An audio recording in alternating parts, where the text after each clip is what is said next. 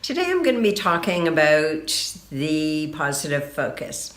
It's something that we have done for years with our children and then with our grandchildren. Whenever we'd get together at the cottage or for an extended period of time, we'd always go around the table at dinner and talk about what our favorite part of the day was. And no matter what age, as soon as a child was young enough to express themselves in that way, we would get them to participate. They couldn't wait to share their favorite part of the day.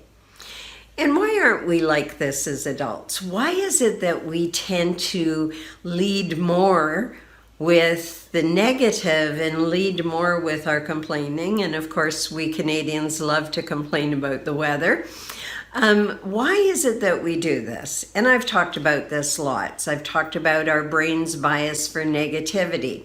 We are wired to survive. And fear, of course, is a much more powerful motivator than any other emotion.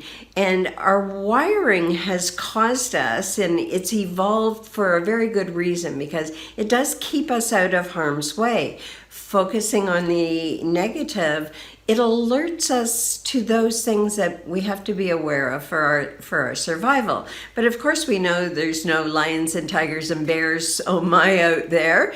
There is simply our imaginings, and our brain doesn't know the difference between what we're actually experiencing and what we think and what we perceive is going on. That's why we have to be so aware of our thoughts.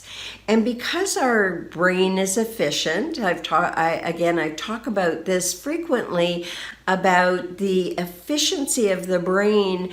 And if we are wired initially for negative thoughts and automatic negative thoughts, we have to expend energy to create a new habit and to change the way our brain works about it. And the positive focus, the favorite part of the day, that is one of the things that we can do every single day to change our brain's bias, so that we set that new neural pathway in the brain to focus on what is right, to change that conversation that we have with ourselves, to reinforce what's right with us and not focus on what's wrong with us and what we don't like about our life and experience.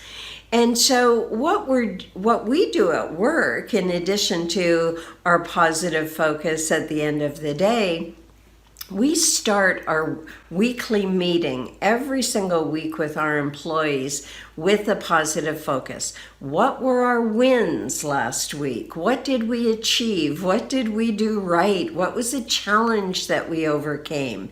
So that we get started feeling successful in our day. A lot of people who journal talk to themselves in their journal about what's wrong with themselves and what they don't like about themselves, or they complain about other people in their journal, as opposed to doing that more positive focus where we actually reinforce that there are positive things that are going on. We do have wins despite the automatic negative thoughts that our brain throws out at us. And in the words of Jon Kabat-Zinn, there is more right with you than wrong with you. It doesn't matter what a small thing it is, or whether or not it compares to somebody else's big win. This belongs to you. That's the only thing that you need to focus on.